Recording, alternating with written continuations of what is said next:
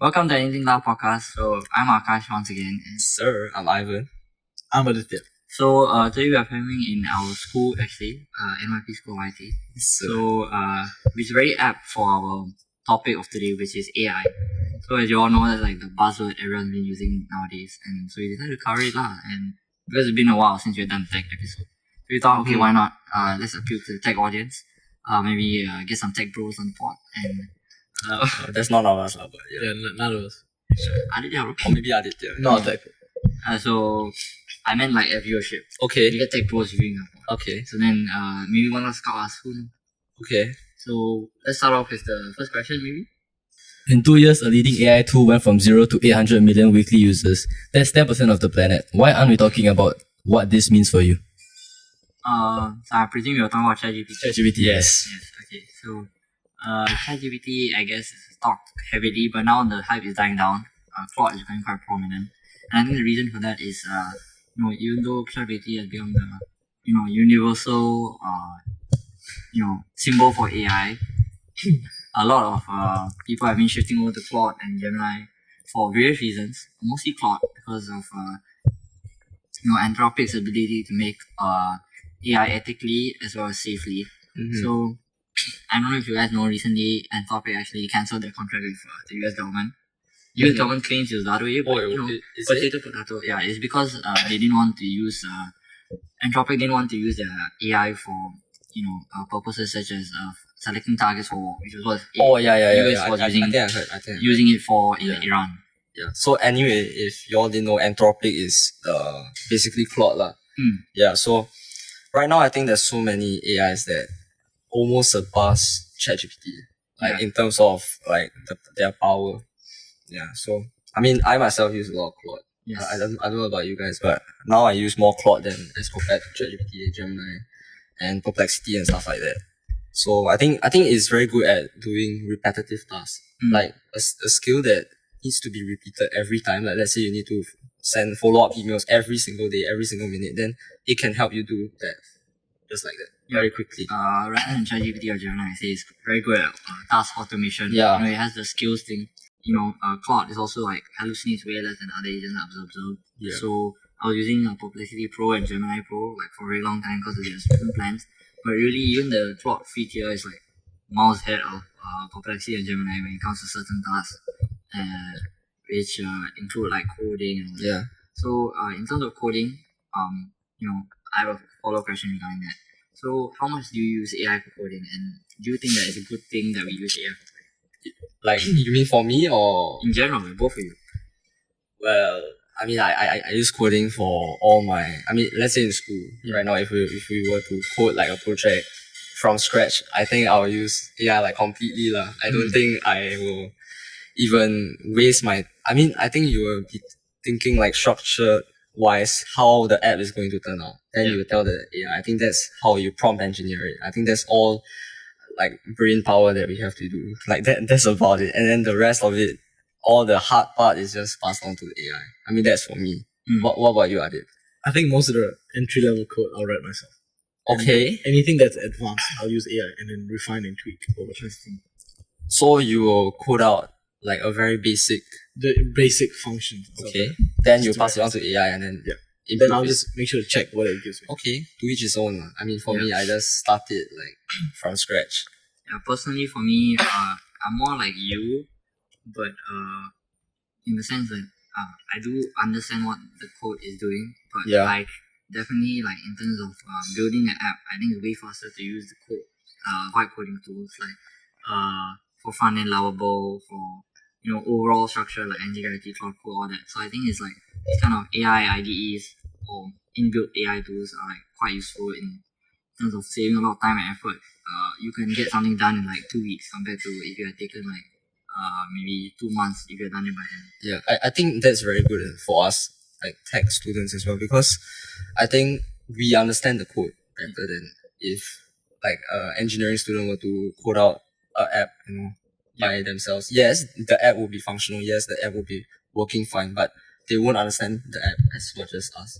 And if they were to, develop the app and then push it all to everybody, I think that is a security flaw in itself, because they don't know security issues as much as us. And I think we went through our diploma, getting to know all this kind of stuff, and I think we know much more than the rest. Talking about security, till now, till recently, there's no like security-based coding tool.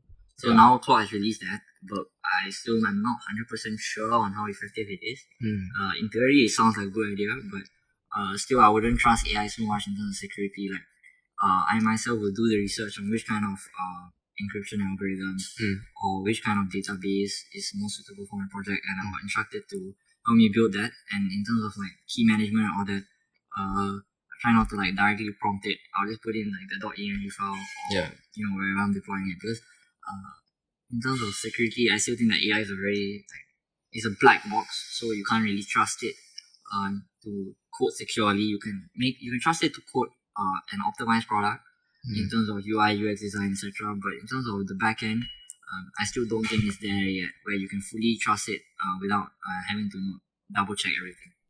So even if, like, let's say I'm doing a project, and especially since I'm in cybersecurity, my projects all require secure coding, I still like double check everything before pushing to GitHub or whatever, because really AI is very advanced, and I'm very happy for that. But I still don't think it's at a stage where it can be trusted on its own. What do you think? Do you think AI is like a major security flaw, no? Or you think it's okay? I mean, people are saying that because like Amazon and Google and all these tech firms right now, they're using a lot of AI generated code. It's created lots of vulnerabilities, and they're getting people to fix that. But the moment AI improves in security in terms of code, it's over for us. Like, we're not getting jobs. Nobody's gonna hire anyone. Maybe. If AI can write secure code, it's over. Especially for you guys, because you guys are in cybersecurity. Nobody's gonna need you guys anymore. No, but they need a lot of like auditors or check. You still require human in the Well, there are a lot of roles now. I mean, for me, my role for my internship is completely different from what you said. Like, let's say just double checking the code if it's secure and stuff like that. That one I think is going to that role is gonna vanish probably in the like next few years. Yeah. So, I mean, then again, a lot of people worry about data security and stuff. But the more we think about it, let's say when Facebook was created, when Instagram was created, when you post photos, when you text each other through like messages and stuff, I mean, your data is also in their hands. Yep. Right? So then again, we think like, wait, so isn't this what everyone is worried about now? Yes. And it happened already maybe 10 years ago. So, I don't know, you just gotta trust the big tech firms with our data, I guess. Right? There's no choice. I think there is no choice for that. I think it is quite hard. A lot of people, like especially students our age and in our demographic, rely heavily on AI for schoolwork, personal hobbies or whatever. So, whenever you are doing like AI prompt, you are actually giving away data. So whether that be like a simple question like, I have this issue, can you help me solve it? Yeah, or it's like, I have this pain in my hip, what is it? You're actually giving AI data to work on. Yeah. So it's while AI is a black box, it also is it is completely the big firm's property. Yeah. So as soon as you chat with the AI, your data or your privacy is with them. Yeah, basically. So that's like one trade-off you have to be willing to accept. So a lot of people like don't know this and do it unwillingly.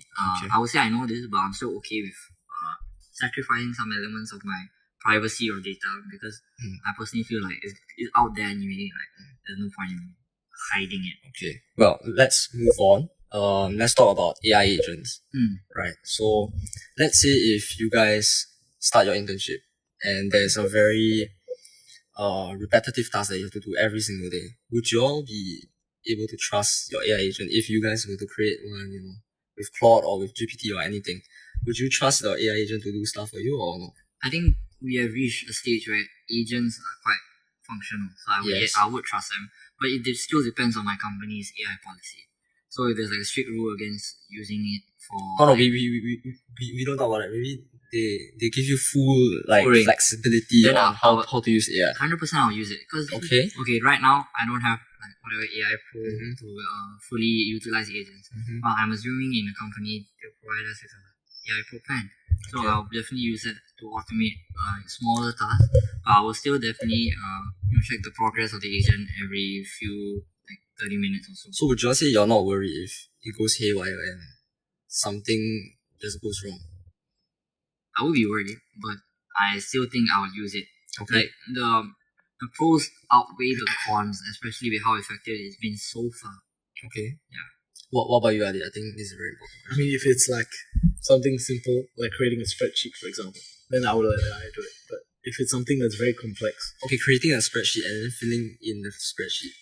like the values, I think that's something very simple that AI can do, Mm-hmm. especially agentic AI. But then complex stuff, probably maybe half, or if not at all. Okay. I think I'm still at the point where I don't fully trust it, to be honest. That's why. Really? I think I'm still at that point. I mean, I haven't tried it yet. Because Akash lives using complexity, but we are like more in the real world. Yeah. No. So I think Claude now is super good. I should show to Claude for like other tasks. Yeah, I think Complexity is like just for everyday, the smaller tasks. It's very good at Like help me research. write an email, help me research about this guy. It's a lot of Like even research. for the podcast, sometimes use Perplexity to find good topics to find research. You know, like or write the content sheet, etc. Okay, moving on. So this is the most debatable question in AI right now. So only 1 in 5 AI investments deliver any measurable return. Is this all hype actually translating? So this is the most honest tension in the whole conversation. So MIT Media Lab report found that despite 30 to 40 billion in enterprise investment into generative AI, 95% of organizations are getting zero measurable return. So a NBE research study found that 90% of firms report actually no AI impact on workplace productivity. Yet those same executive project AI will increase output by nearly 1% next year. So it's not a lot in a sense. So the gap between what companies expect AI to do and what it actually delivers, it's very huge. They are expecting a lot, but it's like realistically, it's like not a lot that is being produced now by AI. So what do you guys think? So what I think is there's two things about this AI hype thing. First is that these companies literally pour money into each other. Yeah. Nvidia, OpenAI buys Nvidia's chips. Nvidia, funds OpenAI, so on and so forth. Microsoft here and there. That pool of money, which is like trillions of dollars, by the way, is just being circulated over man. like a handful of companies. So that's one thing. Second thing is that I think for tech companies, when they say, well, if Google says they're going to lay off 30,000 people because of productivity improvements from AI, right? I think there's some truth to that. Because in tech companies, AI can help a lot. I mean, we've seen it, right? Yeah. A lot of code, I would say like 60 to 70% of code nowadays is written by AI. Yes. Right? A lot of code is written by AI. And so I can argue that, well, when they say that, it's probably true. Yeah. But probably maybe 15,000 of those jobs are cut because of AI improvements. And the other 15,000 just because they wanted to cut the jobs and now they have an excuse. I think the question he's asking is like companies in general, not just tech companies. Yeah. Because a lot of them are like investing, a lot of businesses, big businesses are investing in AI. And it's like not giving the return they want because we are stuck in an AI bubble and it's being used thrown around as a buzzword a lot. So a lot of people think that AI is like a do-all or end-all solution when it's really not. There's a lot of things it can do, but there's also a lot of things it can't do. I think it's more effective for individuals than for bigger companies. It's why when you buy like an enterprise plan and you give it for like 500 employees, not all of them know how to use it well. So you're actually wasting your money. Like maybe out of 500, maybe 200. No, but they have training programs as well. They invest a lot into it. I don't think a lot of like these like non-tech companies know. Yeah, they don't really a have training company. I mean, like an oil trading firm, how much AI can they implement? Exactly. Like maybe for supply routes and stuff, that cuts like what, 5 jobs. Yeah, like I think it's those like workflows that they can automate. Then that's about it. Yes. I think that's all they can do. I mean, that's why they're saying like the plumber is the safest job nowadays. Well, I guess so. I mean, maybe not this time. But I think also in terms of AI investment, example recently Meta, right? I think their investment into the metaverse it failed horribly. I think billions was poured inside by Mark Zuckerberg, and it was all to waste. Why did I say Mark? Yeah, why did you say that? Mark Zuckerberg. Zuckerberg. Oh my god, I would have. Okay. So recently, like example, Meta, right? I think their AI investment just failed horribly. They poured millions and billions into metaverse. But that wasn't AI, is it? So essentially, like he was trying to create like a VR world that was using AI and stuff, and then it showed no result And then I think billions was poured inside, and then he promised a lot of things by 2026 he'll release it, 2027 he'll release it, and then at the end, I think he just completely scrapped the Nobody whole wants it. project. Yeah, so Nobody wants it. I think that there wasn't a demand for it as well. It was just like it's something so cool. Like, when VR was created, there's something like it's so cool to us, and then we would, adopt it. But this one there's no demand for it, and the whole project just got scrapped because it just didn't work, I guess. So I think that's one thing companies need to figure out. Is it going to improve productivity? Is it going to improve their workflows and stuff? And as a whole, are they going to profit from it? I think that's very, very important. So innovations will still be needed, but I think as long as they have to profit of them. Okay, well, let's move on. Oh wow, okay, healthcare. What do you think of healthcare? How do you think AI will reshape healthcare? So actually I'll be interning at Synapse, which is a health tech company. Okay. It's a subsidiary of MOH. So I think this question is quite applicable to me. Yep. So in terms of healthcare, I do think that AI is going to be playing quite an important role in the future because obviously we know that AI cannot replace doctors 100%. You can't trust a robot to operate on you. Yes. If something goes wrong, who are you going to blame? The robot, the hospital, or the creator of the robot? So that's like quite a common dilemma that a lot of people bring up when it comes to healthcare and AI. I think that AI can be very helpful in terms of streamlining hospital processes like payments, data management, patient management, etc. So like you don't have to fully rely on physical call sheets or for example, like if you need to feed a medicine to this patient at a certain time, then you're able to use AI to like automate it. Because this is like a very simple task that you can free up for nurses to do like more important things, like assisting doctors in procedures or whatever. Yeah. So I think in that sense, AI can be used quite effectively to make up for the lack of manpower, especially in Singapore where a lot of incentives are being kept for medical staff and nurses, etc. Because we have a huge shortage. So one way to solve this problem is through using technology to replace them, other than simply relying on human capital. And I think to add on to that, I think there is something that is very interesting that's called a multimodal AI. So that actually combines a few AI systems together as one. So I think what AI can do for these healthcare, um, industry is that, example, one model is for text, right? As we know, like example, you submit a PDF into your Claude AI, your GPT AI, it analyzes the text, and then there can be another model that can be for images, and then another for audio. So in healthcare, I think there is various analysis that you have to see. Let's say for X-rays, you have to analyze it, and then after that, I don't know, for voice and stuff, audio stuff, you have to analyze it again. So you need a lot of manpower for that. So I think one thing that they can do is they can use the multimodal AI to actually streamline the whole process, and I think that cuts down a lot of manpower needed as well. Okay, but personally, I think that's a bit risky to do as of now because Well, AI yes. hallucinates a lot. That's why a lot of people you see online say don't use AI for medical advice because it just uses the internet as a reference, and we all know the internet is an unreliable source. So when it comes to like diagnosis or like maybe analyzing patient records, it may not be the best use as of yet. I think AI's best use right now is like to streamline stuff like data management. So I think that is one very good use for AI.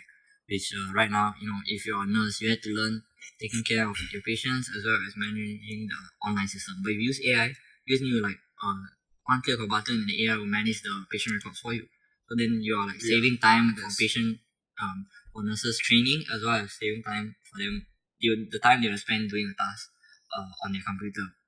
Okay, so moving on. Speaking on AI innovations, right? Recently there is something called Claude, developed by OpenClaw, or I think now renamed as OpenClaw. So do you guys know why it blew up and what it does? Yeah, so I have heard of CloudBot. So it's actually called OpenClaw now because of a lawsuit with Claude. Yeah, Which actually correct. Anthropic won. So they ended up having to rename it for copyright purposes. So the reason why it blew up is because it's like an AI agent, but on steroids. It's able to control a whole machine by itself. It can automate emails. It can automate data management. It can automate a lot of tasks that last time you need a human to oversee, but now it can do it all by itself. So personally, I'm a bit skeptical because security-wise, it does not seem that safe. It needs access to your sensitive directories within your entire computer. So let's say you're using that laptop for work and you install it, then it's able to see all your files in the directory. It's almost like a root user. So when you give it that much access, first of all, you don't the data will be going to the cloud. OpenClaw does not run solely on your laptop like a black box. It still requires the cloud for processing purposes, etc.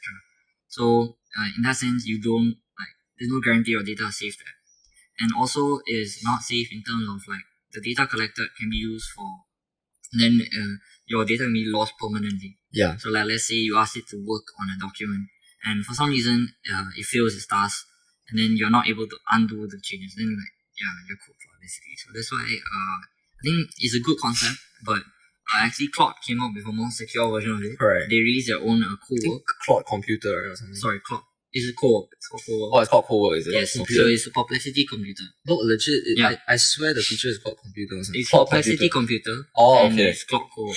Okay. So right now those two don't even Cloud co-work. I'm not sure if you can install it on your terminal, but I know for You can. perplexity Now computer. you can. Yeah, perplexity computer you cannot install on your terminal. Cloud co-work I think. Cloud can. Yeah. So but right now what it does is it runs on your machine directly. So it basically it doesn't use any cloud resources at all. So that's why it's more secure, I would say. So what do you think? What I think. I mean, actually, there was a lot of cases of people experiencing that cloud bot, right? There are a lot of things without them. Without that concept. really? For example, this person, she sent a bunch of Telegram screenshots, right? Okay. So that's how you can communicate through cloud bot. You can configure that to communicate via Telegram, right? And then the bot was deleting all the source files in the code base. And then it kept telling CloudBot to stop. And it didn't do it. So you went rogue. It just, yeah. That sounds like And there's a lot of cases like that. In fact, there was this one AI, I don't know if it was Claude or GPT or something. Researchers found out, right, that when they were testing it, it knew it was being tested. Right? Its responses that were was different. that was ChatGPT. Yeah, its responses were different. Yeah, so being tested. this I heard was before 5.3 was released, right, when they were testing it with 5.2. So I don't know if you know, but 5.3 made GPT 5.4. So actually it's become so adept now that it's able to create a better version of itself. But basically when they were changing from 5.2 to 5.3, it knew it was being tested and it was self-aware and it was conscious. It started to develop a conscience. Like, So this that's is some something Terminator stuff, you know. Yeah, that's something that's quite crazy Like, thing. we are getting closer and closer to Okay. AGI. You know. Yeah, I think we didn't give enough context. So basically, OpenClaw is an AI agent that can run your entire computer, as I said before. But what's cool about it is it's not just good at doing like certain tasks like writing and email. You can manage various apps, so it's not just a tool. It's actually like a computer manager, an employee. So it's able to do WhatsApp, Telegram, etc., Outlook, etc. So it's integrated already with a huge ecosystem. So that's why a lot of people are like having a lot of fervor over it. So now there, as Ivan mentioned, there are two competitors, which is Cloud Co-work and Perplexity Computer. Yeah. And I think out of all, the most secure to use is Cloud Co-work. Yeah. But of course, you will need a max plan for that, if I'm not wrong. But I mean, Claude plays aside, we will move on to a security flaw by Claude later on. So that one you can make your decision if it's really secure or not. Yep. So anyways, okay, let's move on. Okay, we're moving on to security, right? Okay, so recently there was a case. A hacker jailbroke Claude using roleplay in Spanish and breached 20 government systems.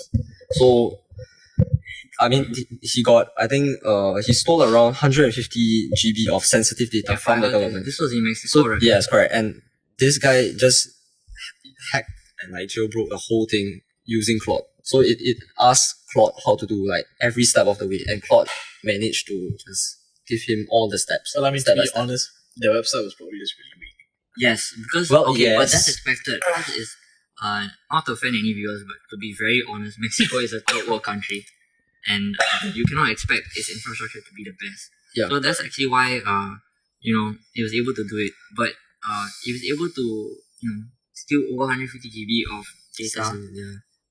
Just through role play, is able to hallucinate so much where is able to commit crimes, then there's no saying like whether it would not work or not work in a first world country. People are just throwing money at this and letting the development race on, and nobody cares about any safeguards. That's You're what's talking about happening. Claude, right? In AI right now. Okay. Everyone is just pouring trillions. Nobody is like caring at all. Like, it's just too fast. Yeah. And everything. That's why. I think it's a lot of people are very excited for the future, so we are trying to get progress as fast as possible. But not a lot of companies are, having the moral responsibility Yeah. to check themselves, like how it's being used, and they are progressing for the sake of progress. I think a lot of people just want them. For example, right now, so many AI startups are being born every day. So I think they're just trying to get a piece of the cake, right? Everyone is trying to profit off startups, and I think now, as compared to last time, when someone were to create a business, or compared to now creating a startup, they can get funded It's way easier. like 30 days, millions. We're talking about millions now. And last time, you know how hard it is to get a million for your startup. So right now, I think everyone is trying to profit off AI, but no one is stepping back and seeing if is it actually safe to do so. Yeah. I think that is the main concern of AI now. I think even in schools, like in Singapore and even worldwide, in schools they're being drilled a lot about AI and how to. They want students to hop on AI as fast as possible because they are thinking it's the next big thing. But true also, I don't want my Which is students to get left behind lah. But which is a good thing, but I do think that there's a heavy overemphasis on AI and not about how to use it. You just use AI. So a lot of people are like, I feel like a lot of people are buying into the hype and trying to use AI wherever they can, not thinking about like what's the meaning of using the AI. A lot of schools in the West are scaling back using AI. Some schools are like outright banned. oh really? And some schools are like, I don't know, lots of schools now, I think in the UK or something, they're banning smartphones. So, But that's not AI. we've done, yeah. And then some are even getting rid of like the iPads and stuff. No, that's fine because they are too young to have devices, right? I think their own personal devices. I think that's a bit too young. I think which is fair lah. Honestly, I think next time also, I don't think I'll give my child a phone until maybe he or she is like 12. Even the 13, primary school 14. kids walk around with like 17s, iPhone 17. Yeah. Which is never ever have I seen that in Yeah. any country except here. Mm-hmm. Literally 17 Pro Max is the orange ones with every single primary school kid I've seen. Which is crazy, don't you think? True. So what was your first phone ever? My first phone. Yeah. It was a BlackBerry. Oh, mine was a Nokia. What's that? It was a great phone. I would go back to that if I could. Yeah. Clip that, by the way. If you got thumbballs on If BlackBerry, you could run WhatsApp, I would Clip do it. that. Can do that, bro. BlackBerry. It's very nice to use it. Get your phone back, bro. Because you've got buttons and stuff, I miss the buttons. Okay, so we're going to be doing a giveaway of Aditya's iPhone 16. If you Yes, like sir. and comment right now. So if you hit 10,000, actually not 10,000. If you hit one like, Just tell us. one like, Just tell us. one like, you give away his phone.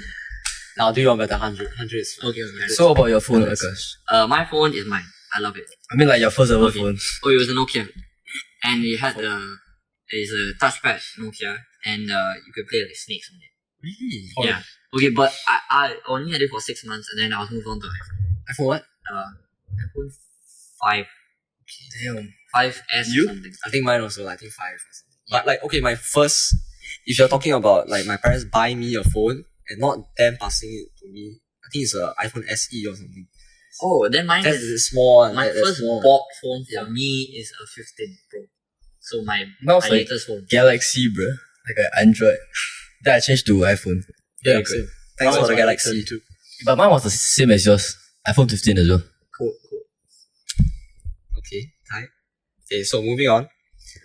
Let's cover one last security question. So OpenClaw had a critical vulnerability, I think as what Adit said, or Akash you said. Anyone can take over an AI agent. What's the risk when AI controls your whole digital life? Yeah, I think that's the reason why a lot of people are like, when it comes to Claude or OpenClaw as it's called now, a lot of people are buying Mac Minis just to use it. Oh yeah, true, So they are repurposing, their old Mac Minis or buying new ones to install CloudBot on it so that it can run whatever their WhatsApp, or Telegram, or emails without having access to sensitive data on their actual laptops. I still think it's a bit of a risk because you are still linking your social media platforms to it. but I think it's way safer than if you give it access to your full digital life. It's what a lot of people are like, either unknowingly or knowingly, but taking the risk of doing right now. Okay.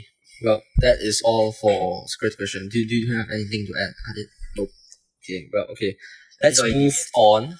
Let's move on to a category for students. I think we discussed this a bit, but Just we a can bit. go a bit more in depth. Okay, so moving on, we will have one more question. We'll have one question actually for the category under students.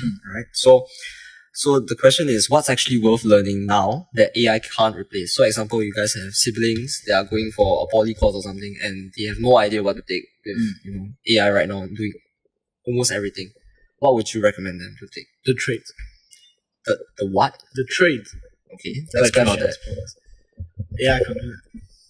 Okay, but honestly, it's nice to say that now, but you wouldn't actually go home It's and very advise hard. your brother to No, be it's very an hard. right? But like actually, a lot of, especially in Australia and stuff, lots of people are actually sending their kids to these schools where they teach you to be a plumber and electrician. They've seen like 40% skyrocket. But you could argue that robotic AI can do all that next time. Yeah. For example, Xpeng, right? Xpeng, right now they have like a human robot in process now. Yes, I mean a few deployment phases, like But have you seen the robot? the robot fell. I saw that. But these things are like inevitable. We are getting there. We are I feel. getting there. But Yeah. Just today, I saw Nvidia. They released an Olaf robot. So Olaf that was from really Frozen. Okay. So Jensen Huang presented an Olaf robot in collaboration with Disney. So it actually looked like Olaf, and it was sentient, and it can move properly. It can identify different ground textures and heights, and it moves quite functionally.